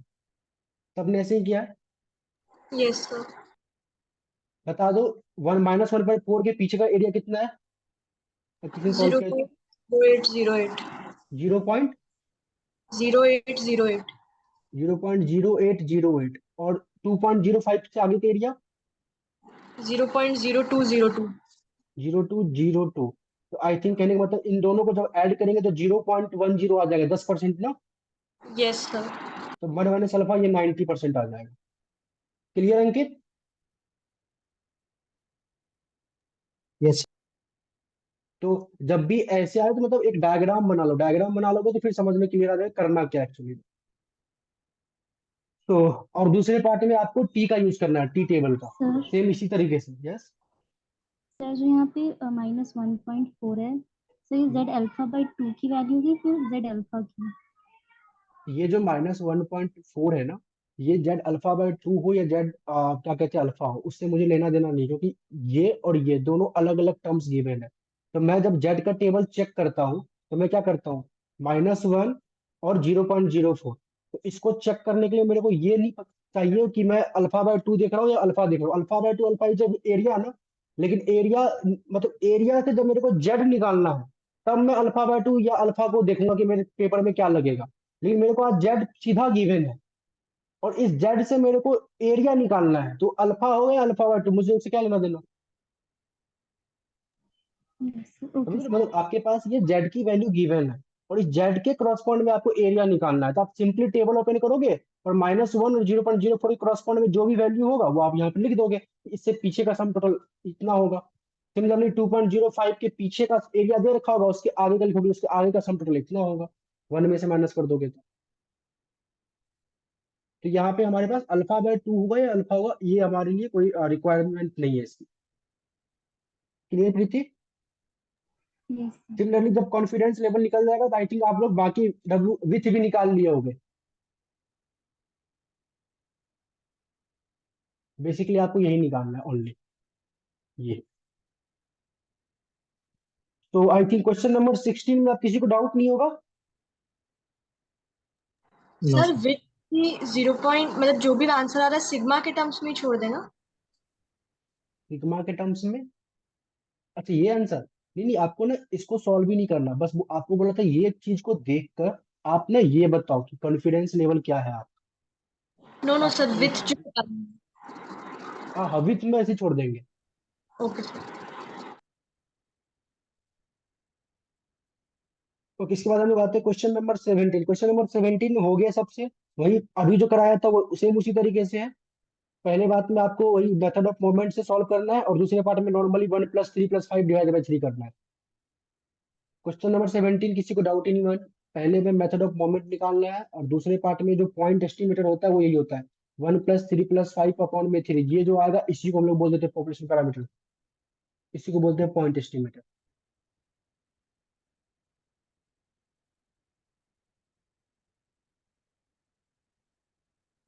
क्वेश्चन नंबर 17 क्लियर है? किसी को डाउट है? No sir. ओके, चलो क्वेश्चन नंबर 18 मैंने क्लास में कराया है, क्लियर हो जाएगा सबसे। Yes. Yes sir. Expectation of s square is equal to sigma square, ये प्रूफ करना है। आई थिंक ये क्लास में कराया, आप लोगों से हो जाएगा। क्वेश्चन नंबर 19 हो गया सबसे, या डाउट है? सर हो गया। हो गया है। आई थिंक ये सिंपल है, आपको कॉन्फिडेंस इंटरवल निकालना है, ये सब निकाल लिया होगा आप लोगों ने। अच्छा, इसका पहले पार्ट तो हो गया, वो दूसरे पार्ट में कोई बता दो कि कितना सैंपल साइज लगेगा, तो डेट की बाकी कोई करे तो उसको प्रॉब्लम ना हो। सर 188। अप्रोक्सीमेटली 188। सबको यही आया है जिसने सॉल्व किया है? Yes sir. चेक कर लेना बाकी। इसके बाद क्वेश्चन नंबर 19 के बाद क्वेश्चन नंबर 20। क्वेश्चन नंबर 20 हो गया। ये तो क्लास में करा दिया है question. Clear? Question number 20 class में कराया हुआ है, सब कुछ याद है ना? सर इसमें एक डाउट था। बताओ। सर जो हमने क्लास में किया था ना, उसमें सर अल्फा और बीटा था। तो हम्म सर जब हम इसकी कंडीशन निकाल रहे थे फर्स्ट पार्ट में, तो alpha plus beta is equal to 1 आ जा रहा था। हम्म। बट सर यहाँ सब मेरा कट कटा के 1 इज इक्वल टू 1 आ जा रहा था। हाँ, इसका मतलब यही है, अल्फा प्लस में बीटा इज इक्वल टू 1। तो मैं अल्फा प्लस में कोई some value is equal to 1 में रखता हूँ, तो ये सम वैल्यू क्या आएगा? 1 माइनस अल्फा ही तो आएगा। बट सर मैं कंडीशन क्या लिखूं फिर? 1 अल्फा माइनस पे। अल्फा को एज ए बीटा तुम लेट करके ट्रीट कर लेना। Okay sir. ठीक है, सेम चीज को यस। ही बस 1 माइनस अल्फा के फॉर्म में लिखा हुआ है। ओके, ये था क्वेश्चन नंबर 20। इसके बाद क्वेश्चन नंबर 21, ये भी हो गया होगा सबसे। आपके पास गिवन पीडीएफ से आप पहले निकाल लोगे पॉपुलेशन पैरामीटर, और सैंपल पैरामीटर के लिए आपके पास सैंपल की वैल्यूज गिवन है, और फिर सबको कर लोगे। मतलब सैंपल की वैल्यू गिवन है तो यहाँ से सैंपल पैरामीटर आ जाएगा, और जो फंक्शन गिवन है यहाँ से आप एक्सपेक्टेशन निकाल लोगे, जो पॉपुलेशन पैरामीटर आ जाएगा, और दोनों को इक्वेट करोगे तो आपके पास एस्टिमेटर आ जाएगा। तो आई थिंक क्वेश्चन नंबर 24 में किसी को डाउट नहीं होना चाहिए, डाउट है तो पूछ सकते हो अभी भी। अब हम लोग आते हैं क्वेश्चन नंबर 25। अच्छा अच्छा, एक चीज मैं आपको बता देता हूँ, अब जो क्वेश्चन नंबर 24 से जो हम लोग स्टार्ट कर रहे हैं, तो 22 23 छूट गए सर आपने। आई थिंक 22 21 23 छूट गया है ना, सॉरी। 21 and 24 same sir. तो क्वेश्चन नंबर 22 पहले कर लेते हैं, ठीक है? Sorry guys. तो question number 22, suppose the sample size n to be drawn this. Okay, 22 से जो क्वेश्चन है, ये सारे क्वेश्चन 2023 के पेपर में पूछे गए। 23 ऑनवर्ड क्वेश्चन एक तरीके से पी वाई क्यू आप आगे आ चुका है। तो अब मेरे को बताओ, क्या क्वेश्चन नंबर 22 में किसी को डाउट है, या सबसे हो गया? सर हो गया। हो यस गया होगा। सर। आंसर क्या आया है? सर 97% पे n इक्वल्स टू 2110 आ रहे हैं। यस सर यही आ रहा है। मतलब n इक्वल टू 2000। सर 2 2100। ठीक है, नहीं है? और दूसरे में सर 2982। 2982, ये यस सर। सर पहले वाले में 2110 है। अच्छा 2110। चलो, तो question number 22 I think simple भी था, आई थिंक सबसे हो भी गया होगा। क्वेश्चन नंबर 23 बताओ। सर हो सबसे गया। हो गया है। प्रोपोर्शन वाला कंसेप्ट है इसमें, मतलब सॉरी प्रोपोर्शन वाला नहीं, कॉन्फिडेंस इंटरवल निकालना है, जिसमें मीन को ना पी से डिनोट कर दिया है। ये जो मीन है पी, ये म्यू क्या ही, मतलब म्यू ही है। इसको प्रोपोर्शन मत समझना, ये नॉर्मली मीन ही है। क्लियर? हो गया सबसे? Yes sir. तो बता दो आंसर क्या आया है मीन का कॉन्फिडेंस इंटरवल। 2.55 3.85, ये है क्या? Yes sir. चलो ठीक है। तो क्वेश्चन नंबर 23 भी आप लोग कर लोगे। Question number 24। Sir yes. Sir question number 23 में हमें अपर कॉन्फिडेंस बाउंड भी पूछा है, तो उसमें जेड अल्फा की वैल्यू लेंगे या फिर जेड अल्फा बाई 2 की? अल्फा। Okay sir. आगे बढ़ 24 पे। तो 24 सेम 21। 24। हाँ 24 सेम ही है, मतलब देखो सेम क्वेश्चन पूछा गया है, तो 24 आई होप हो जाएगा आप लोगों से। चलो अब आते हैं 25। 25 में किसी को डाउट? वही एमएससी वाला प्रूफ करना है, हो जाएगा। मतलब yes MSE is equal to वही वेरिएंस प्लस में बायस का स्क्वायर, यही आपको प्रूफ करके दिखाना। तो क्वेश्चन नंबर 25, तो देखो यहाँ तक में अगर देखा जाए, अगर लास्ट ईयर आप लोग बैठे रहे होते तो 22, 23, 24, 25 चार क्वेश्चन तो आप लोगों से हो गया होता, और 30 नंबर लाने के लिए 6 क्वेश्चन करने थे। अब आते क्वेश्चन नंबर 25। 25 हो गया, सॉरी 26। क्वेश्चन नंबर 26 हो गया, डाउट है? सर, एक बार कर तो क्वेश्चन दीजिए। नंबर 26 में आपको मैं डाउट। बता देता हूँ, एक ना यहाँ पे वाई बार है और दूसरा ये है summation of y i minus y bar का स्क्वायर अपॉन में है। ठीक है, चलो मैं बताता हूँ। आपको बोला कि if y bar and summation of y minus y bar का होल स्क्वायर अपॉन में n are the maximum likelihood estimated of the mean and variance of normal distribution. Okay, so basically M L E of mu, ठीक है, और you can say M L E of expectation of y, ये दे रखा है आपको y bar. ये given information, पहला गिवन इंफॉर्मेशन क्लियर है सबको? दूसरा बोला M L E of sigma square, और you can say M L E of variance, ये आपको गिवन है summation of y i minus y bar का होल स्क्वायर अपॉन में एन। यहां तक गिवन है, ये क्लियर है सबको? पहली बात तो गिवन इंफॉर्मेशन सबको क्लियर हो गया है। Yes sir. आपसे पूछा बताओ M L E of expectation of x square ये क्या होगा? ठीक है, ध्यान सुनिए। क्या आप सभी एग्री करो, एक्सपेक्टेशन ऑफ एक्स स्क्वायर क्या होता है? वेरिएंस ऑफ एक्स प्लस में एक्सपेक्टेशन ऑफ एक्स का होल स्क्वायर। यस तो M L E of expectation of x square क्या हो जाएगा? M L E of variance of x plus में M L E of expectation of x का whole square. बस यही करना है आपको। M L E of variance of x square है summation of y minus y bar का whole square upon में एन, और ये आपके पास क्या है? वाई बार का whole square. This is your answer. तो बेसिकली जिसको ये रिजल्ट आता है, बस वही रिजल्ट आपको याद करवा रहा था एग्जाम में।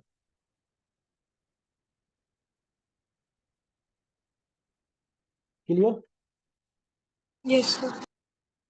ओके, सो क्वेश्चन नंबर 26 भी इजी था, बट अगर बच्चा अच्छे तरीके से क्वेश्चन को समझ लेता, इंटरप्रेट कर लेता तो, नहीं तो फिर आप ये सिंपल सा क्वेश्चन छूट जाता बच्चों से। 5 नंबर में आया हुआ था, हर एक क्वेश्चन 5 नंबर। अब आते हैं लोग क्वेश्चन नंबर 27। क्वेश्चन नंबर 27 हो गए, फिर डाउट है? सर हो गया। ठीक है, ये इसमें भी वही प्रोपोर्शन निकालना है, हो जाएगा। Yes sir. पी हेट आप लोगों ने निकाला होगा, क्या निकाला होगा पी हेट? 5/100। Yes sir. ठीक है, उसके बाद बाकी वही confidence interval of population proportion वाले फॉर्मूला पे पुट कर देना, सारी चीजें निकाल। क्वेश्चन नंबर 28 हो गया, डाउट है?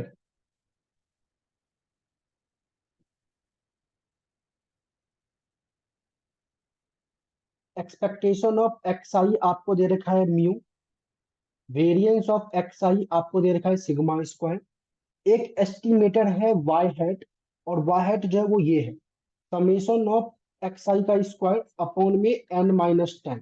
अच्छा, यहाँ पे मैं आपको बता देता हूँ, यहाँ पे लिखा है आई इक्वल टू 11 से लेकर n, पता है ये बस आपको गुमराह कर रहा है। ये एक्चुअली में देखा जाए ना, इसको आप ये भी लिख सकते हो समेशन ऑफ एक्स आई का स्क्वायर अपॉन में n, ये दोनों चीजें सेम ही है। तो ऊपर 10 ऑब्जर्वेशन हटा दिया, तो नीचे -10 कर दिया। समझ रहे हो? ये होता क्या, आई इक्वल टू 1 से लेकर n, तो मैंने क्या किया, यहाँ पे भी 10 ऑब्जर्वेशन में हटा देता हूँ, तो 11 से कर देता हूँ n, तो मैंने 10 यहाँ पे माइनस कर दिया। तो पहली चीज तो ये। तो बाकी चलो, अगर ये समझ में आपको आ गया होगा तो कोई बड़ी बात नहीं है। आप बताओ ये क्वेश्चन सबसे हो गया, डाउट है? आपको सबसे पहले पार्ट में बोला इस क्वेश्चन में निकालो बायस ऑफ वाई अहेड, मतलब अनबायस्ड है, बायस्ड है, एफिशिएंट है, या कंसिस्टेंट है, ये सब हम लोग एस्टिमेटेड पे ही चेक करते हैं। तो मेरा एस्टिमेटेड वाई हेट है, तो पहले पार्ट में आपको बोला निकालो कि वाई हेट का बायस, बायस ऑफ वाई हेट निकालने के लिए बोला। निकाला है किसी ने?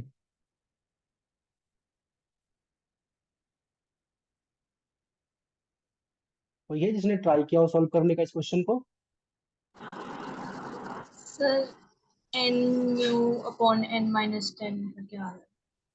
बिल्कुल सही आ रहा है। मैं आपको बता देता हूँ, जो बायसनेस होता है, biased of y hat is nothing but a difference of basically expectation of your estimator and true population. कहने का मतलब ये कि अगर let us suppose mu is the population parameter and x bar is the estimator, तो बोलते हैं unbiased. और लेकिन अगर इनके बीच में कोई डिफरेंस हो तो हम लोग बोलते हैं बायस्ड।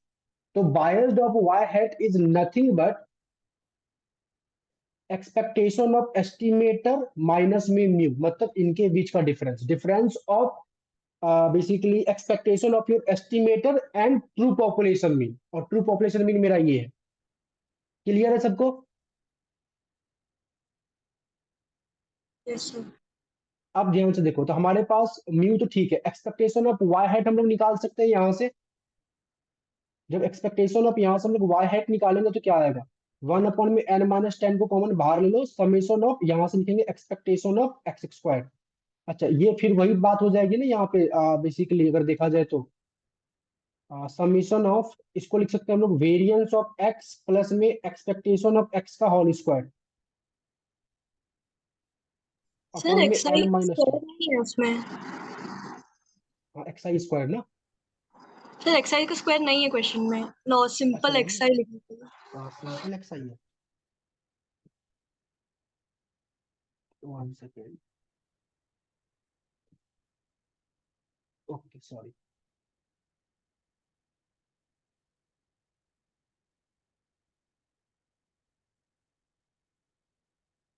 तो बेसिकली एक्सपेक्टेशन ऑफ एक्स जो कि म्यू के बराबर होगा, तो basically summation of mu upon में n-10, और mu is nothing but a constant term, तो ये हो जाएगा n टाइम्स म्यू अपॉन में n-10। तो 22 की जगह पे हम लोग क्या लिखेंगे, एक्सपेक्टेशन ऑफ वाई हैट आया मेरा n टाइम्स म्यू अपॉन में n-10 माइनस में म्यू। इसको आगे आप सॉल्व करोगे तो यहाँ से आ जाएगा n-10, और यहाँ से आपके पास आ जाएगा ओनली 10 टाइम्स ऑफ म्यू। तो this is your bias of y hat. Clear है सभी को? Sir 10 bias mu, of, yes बोलो। 10 म्यू कैसे आ गया?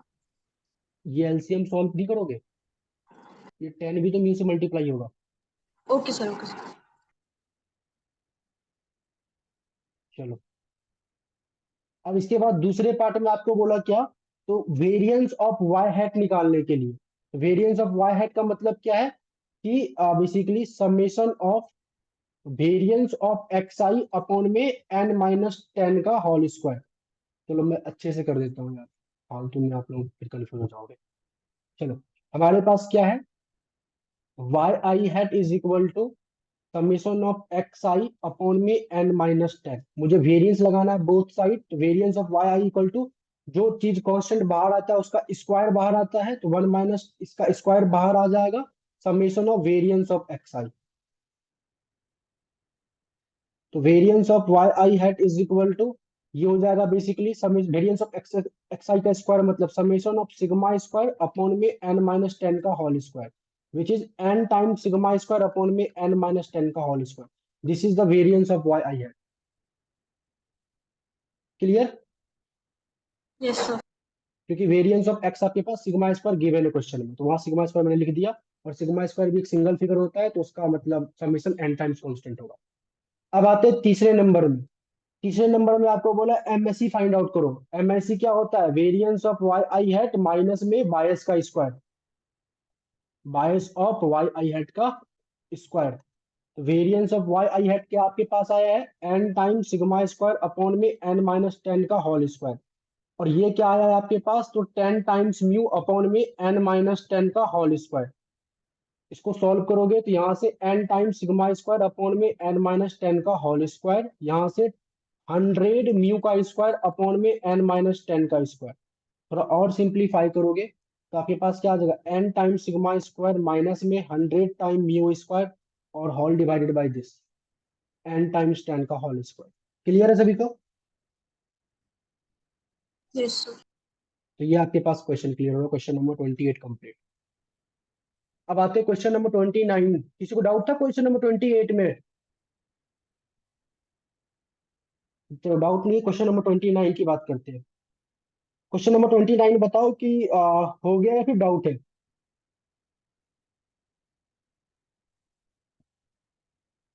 और अगर हो गया तो तुम लोगों ने किस तरीके से सॉल्व किया इसको।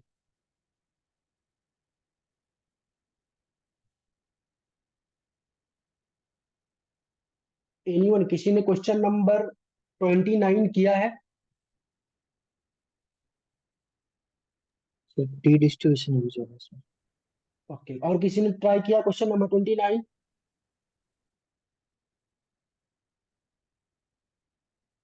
अजेश, अंकित, अनुश्री, दीपाली, जसलीन, किसी ने ट्राई किया क्वेश्चन नंबर 29। सर नहीं हुआ। प्रीति, आपने ट्राई किया था।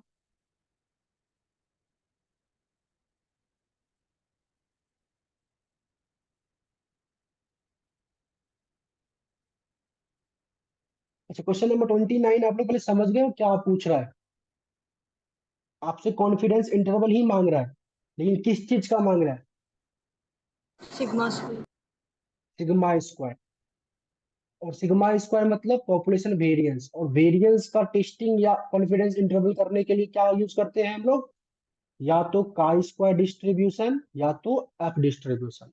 जब दो वेरिएंस के बीच में डिफरेंस चेक करना हो तो एफ डिस्ट्रीब्यूशन का यूज करते हैं। और जब सिंगल वेरिएंस के बीच में चेक करना हो टेस्टिंग या कॉन्फिडेंस इंटरवल तो काई स्क्वायर। यहाँ पे हमारे पास सिंगल काई स्क्वायर का कॉन्फिडेंस इंटरवल निकालना है, मतलब सिंपल सिग्मा स्क्वायर का कॉन्फिडेंस इंटरवल निकालना है, जिसका फॉर्मूला क्या होता है, याद हो आप लोगों को तो n-1 एस स्क्वायर अपॉन में chi square alpha by 2 comma degree of freedom n-1 s square upon में chi square 1 minus alpha by 2 comma n-। अब बताओ, अब हो जाएगा ये क्वेश्चन। Yes sir. ठीक है। और जब ये क्वेश्चन को आप सॉल्व करोगे ना, सिंस आपके क्वेश्चन में ये एस स्क्वायर की वैल्यू क्या है वो गिवन नहीं है, तो वो गिवन नहीं है तो जो आपका लास्ट आंसर आएगा ना वो बेसिकली क्या कहते हैं, मतलब एस स्क्वायर के फॉर्म में ही आएगा।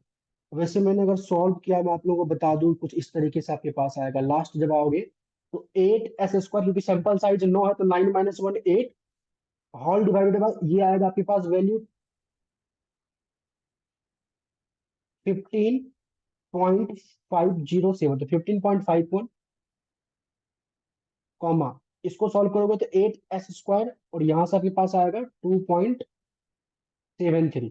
आप लोग फिर भी चेक कर लेना। तो ये आपके पास क्या आ गया, एक कॉन्फिडेंस इंटरवल आ गया। अगर मेरे को यहाँ से विथ निकालना हो, WIDTH, मतलब कॉन्फिडेंस इंटरवल की चौड़ाई की बात करते हैं, तो क्या मैं बोल सकता हूँ ये होगा 8 s स्क्वायर अपॉन में 2.73 माइनस में 8 s स्क्वायर अपॉन में 15.51। तो आपको ये करना है सर, हो जाएगा सबसे। तो ये जो आंसर आपके पास आएगा ना, ये भी एस के टर्म्स में ही आएगा, मैं लिख देता हूँ आपको। चलो ये मैंने सॉल्व नहीं किया, आप खुद सॉल्व कर लेना इसको। मतलब एस स्क्वायर के साथ में कुछ एक कांस्टेंट वैल्यू होगी, तो एस की वैल्यू गिवन होती है तो एस की वैल्यू यहाँ पे पुट करते हैं, अदरवाइज नहीं करते। क्लियर। Yes sir. और इसके सेकेंड पार्ट में आपको बोला है कि calculate the upper bound of sample size n so that the expected width of the confidence interval calculated in first part does not exceed the true population variance sigma square। कहने का मतलब ये है कि आप मेरे को जो है ना n की वो सबसे मैक्सिमम वैल्यू बताओ जो कि हम लोग ले सकते हैं, जिससे कि जो आपका विद आया है वो सिग्मा स्क्वायर से बड़ा ना हो।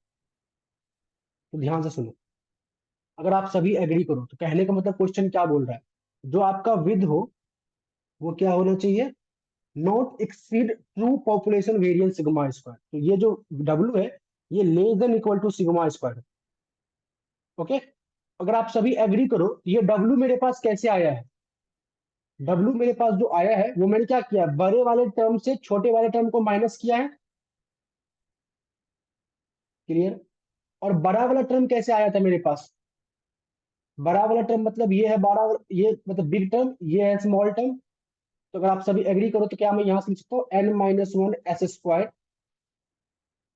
n-1 s स्क्वायर अपॉन में chi square 1 minus alpha by 2 comma degree of freedom n-1 minus n-1 s square upon में chi square alpha by 2 comma n-1। ये विथ है और ये जो है सिग्मा स्क्वायर से बड़ा नहीं होना चाहिए, आपको ये बोला गया। अगर आप सभी एग्री करो, इसमें से मैं एस स्क्वायर को कॉमन बाहर ले सकता हूं, तो मेरे पास क्या बचेगा यहाँ पे 8 अपॉन में, या फिर 8 s स्क्वायर को मैं बाहर ले सकता हूं, तो मेरे पास यहाँ से क्या बचेगा 1 अपॉन में chi square 1 minus alpha by 2 comma n-1 minus 1 upon में chi square alpha by 2 comma n-1 less than equal to 6। अच्छा, और यहाँ पे ना जो कॉन्फिडेंस इंटरवल है वो 90% है, मतलब अल्फा की वैल्यू 10%। इसको मैं सिंप्लीफाई और कर सकते हैं, sigma square 8 s square 1 chi square, अगर अल्फा की वैल्यू 10% है, alpha by 2 5%, 1 minus alpha by 2 0.95 comma 9 minus n-1, यही n आपको निकालना है। 1 अपॉन में chi square alpha by 2 0.055% n-1 is less than equal to sigma square. फिलहाल के लिए हम लोग क्या कर रहे हैं, इस एस स्क्वायर को अप्रोक्सीमेट कर रहे हैं सिग्मा स्क्वायर के बराबर में। अगर ये अनबायस्ड है तो एक्सपेक्टेशन ऑफ एस स्क्वायर भी सिग्मा स्क्वायर के बराबर आ जाएगा। तो फाइनली 1 अपॉन में chi square 0.95 coma n-1 minus में 1 अपॉन में काई स्क्वायर 0.05 कोमा n-1, ये लेस देन इक्वल टू होना चाहिए 1/, मतलब जब इस तरफ लेके आओगे तो sigma square S square cut जाएगा, बस ओनली बचेगा 1/8। तो अब ध्यान से सुनो, करना क्या आपको, ये तो पहले पता चल गया।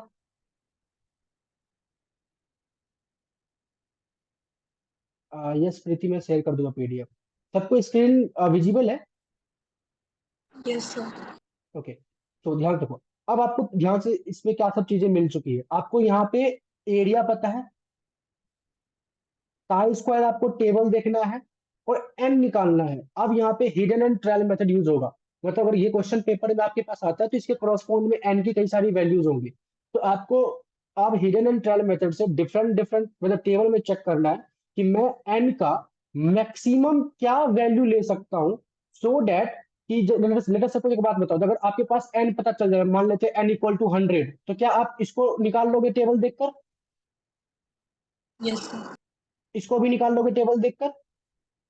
यस। तो इन दोनों का डिफरेंस जो है वो लेस देन 1/8 होना चाहिए। तो एन का वो मैक्सिमम नंबर आपको निकालना। क्लियर? सर मतलब एक एक करके चेक करना है? हाँ, चेक करना है।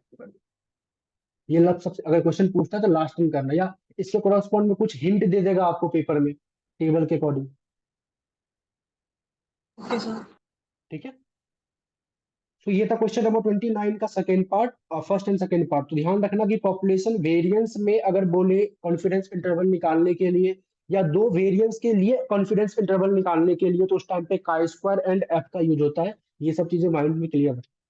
अब आते हैं हम लोग क्वेश्चन नंबर 30 पे। क्वेश्चन नंबर 30 हो गया सबसे, आई थिंक हो जाना चाहिए, या डाउट है? सर हो गया। सर हो जाएगा ना? रफली बता दीजिए सर थोड़ा सा। n इक्वल टू 20 है, मैं बता देता हूँ। n इक्वल टू 20 है, x bar is equal to 45 है, s इज इक्वल टू आपके पास है कितना 8। तो यहाँ से आप सिग्मा x बार निकाल लोगे, वो जो कि हुआ 8 अपॉन में √20।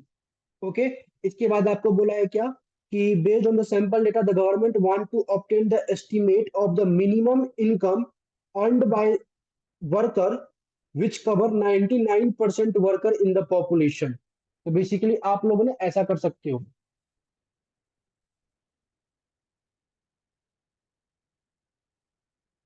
आधा परसेंट इधर दे देना, आधा परसेंट इधर दे देना, तो क्या ये बीच में 99% हो जाएगा वर्कर? यहाँ वाली जो वैल्यू होगी यही मिनिमम वेज होगा, हो जाएगा। Yes sir. ओके, अगर किसी ने सॉल्व किया है तो इसी तरीके से किया, या कोई और आपने यूज किया तरीका? सर इसी से किया है, बस टी यूज किया है। हाँ, चेक कर लीजिए। हो जाएगा सबसे अब? ओके, सो हो जाएगा। तो this is all about question number 30 तक का यूनिट नंबर 2, जिसके अंदर में लास्ट ईयर के आपके सारे क्वेश्चन डिस्कस हो चुके हैं यूनिट नंबर 2 के। तो अब आपका काम है कि ये सारे 30 क्वेश्चन अच्छे तरीके से आपको प्रिपेयर होना चाहिए, और जहाँ पे आप छोटे छोटे सिली मिस्टेक कर रहे हो वो मिस्टेक आप ना करो, तो वो उस पर ध्यान देना थोड़ा सा। दूसरा, जो मैंने बुकलेट के अंदर में जो क्लास के अंदर में जितने क्वेश्चंस करवाया है, सबसे इंपॉर्टेंट बात मैं बताना भूल गया हूँ, ध्यान से सुन लो। अभी जो आपने अभी देखा ना, मतलब जो भी मैंने अभी क्वेश्चंस आपको दिए हुए हैं, इसमें डिफरेंट डिफरेंट प्रोबेबिलिटी डिस्ट्रीब्यूशन के करस्पॉन्ड में एमएलई का क्वेश्चन नहीं था। ये अगर आपको याद हो, जब भी मैंने एमएलई पढ़ाया होगा, मैक्सिमम लाइक्लीहुड एस्टिमेटर, तो मैंने different different distribution, probability distribution, जैसे बाइनोमियल, नॉर्मल, पॉइजन, एक्सपोनेंशियल, इन सब के करस्पॉन्ड में एमएलई निकालने के लिए सिखाया होगा। याद है सबको? Yes sir.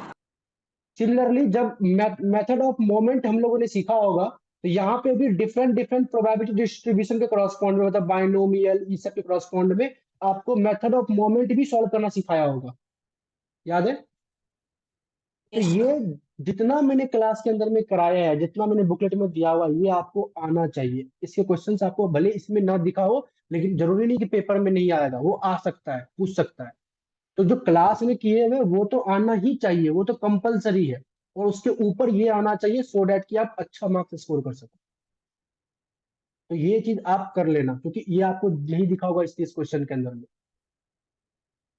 खास करके एमएलई में और मेथड ऑफ मोमेंट में, क्योंकि एग्जामिनर आपसे पूछ सकता है यूनिफॉर्म डिस्ट्रीब्यूशन का मेथड ऑफ मोमेंट निकालो, नॉर्मल डिस्ट्रीब्यूशन का एमएलई बता दो, तो ये सब पूछ सकता है एग्जामिनर आपसे। जरूरी अगर लास्ट ईयर में नहीं आया, इससे पहले ईयर में नहीं आया, तो जरूरी नहीं कि इस साल नहीं आएगा, इस साल आ सकता है। तो इसको आप लोग वेरी वेरी इंपॉर्टेंट में ले सकते हो, कि ये आपको अलग से एक्स्ट्रा ये भी करना है। क्लियर है?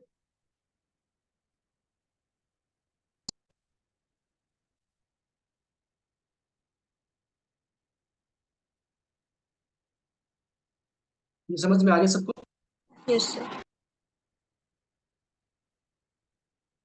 M I audible guys? Yes sir. Okay. तो अगर ये समझ में आ गया, तो this is all about unit number 2। तो फ्रॉम माय साइड जो है 60 नंबर के लिए जितना कुछ करवाना था मैंने करवा दिया आप लोगों को। अब जो लास्ट यूनिट आपका बचा है, यूनिट नंबर 3, ये मोस्ट प्रोबेबली आपके एमएमई पेपर के बाद किसी एक दिन क्लास लेकर मैं डिस्कस कर लूंगा।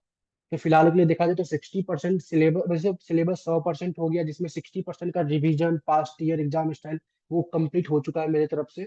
तो अब आपको जो है, मतलब रैंडमली मैं किसी क्लास के लिए नहीं बुलाऊंगा, क्योंकि अब आपका पेपर अच्छे तरीके से स्टार्ट हो चुका है। तो अब आराम से जो आपका मेन कोर पेपर है उसी के लिए पढ़ो। और जैसे जैसे मतलब मान लो लेटर सपोज एमएमई का पेपर आएगा, तो एमएमई के पेपर से पहले मैं क्लास ले लूंगा। स्टैट्स का जब पेपर आएगा तो उससे पहले मैं क्लास ले लूंगा, और उसके बाद मतलब जो बचे हुए चीजें हैं वो मैं डिस्कस करूंगा। तो आई थिंक आपको आज की क्लास समझ में आया। किसी कुछ पूछना हो तो पूछ सकते हो। मैक्रो की क्लासेस सर होंगी मैक्रो के लिए?